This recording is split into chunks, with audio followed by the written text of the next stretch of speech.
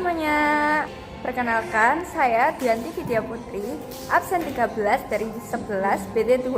Di video kali ini saya akan menjelaskan materi tentang perubahan gaya hidup. Di antara kalian semua, ada nggak sih yang tahu apa itu perubahan gaya hidup?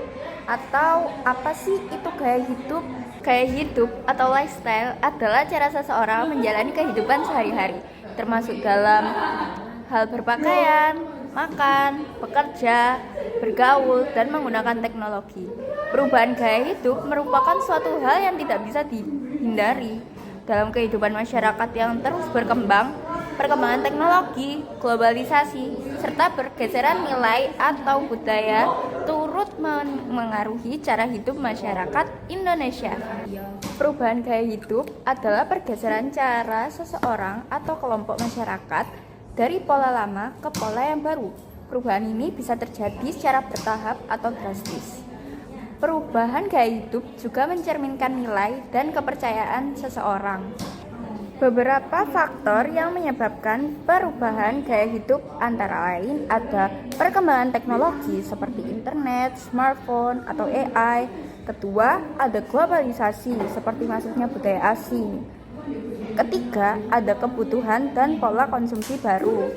Kemudian yang keempat, ada perubahan ekonomi dan pekerjaan seperti yang darinya seorang karyawan biasa menjadi manajer atau yang tingkatnya lebih tinggi lagi.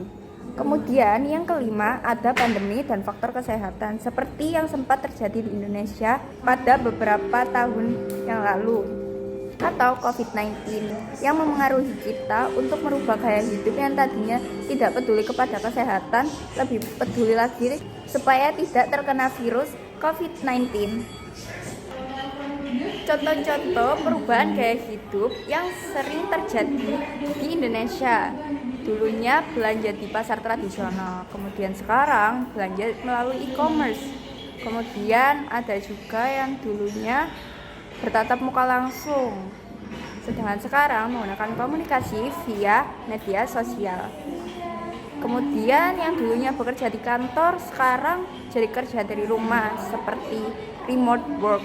Kemudian juga yang dulunya menonton TV sekarang menjadi streaming melalui online seperti lewat YouTube atau Netflix. Nah, setelah mengulik lebih dalam tentang perubahan gaya hidup ini, ada yang penasaran nggak dampak perubahan gaya hidup, baik yang positif maupun negatif? Pertama kita bahas dampak perubahan gaya hidup yang positif. Dampak perubahan gaya hidup yang positif ada akses informasi dan komunikasi lebih cepat. 2. Gaya hidup sehat makin diminati. 3. Kemudahan dalam berbelanja dan bekerja. Kemudian ada dampak perubahan gaya hidup yang negatif, yaitu 1. Menurunnya interaksi sosial langsung. Kedua, meningkatnya individualisme dan konsumtivisme. Ketiga, ada ketergantungan pada teknologi. Cara menyikapi perubahan gaya hidup berdasarkan nilai-nilai Pancasila. 1. Meningkatkan literasi digital agar tidak terjerumus hoax yang sesuai dengan sila kedua Pancasila, yaitu kemanusiaan yang adil dan beradab. Yang kedua, bijak dalam konsumsi dan pola hidup sederhana sesuai dengan sila kelima Pancasila, yaitu adilan sosial bagi seluruh rakyat Indonesia.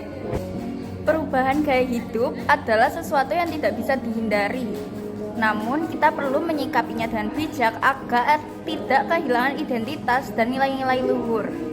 Pancasila hadir sebagai kompas moral yang membimbing masyarakat agar tetap menjaga jati diri bangsa Indonesia di tengah berbagai tantangan zaman.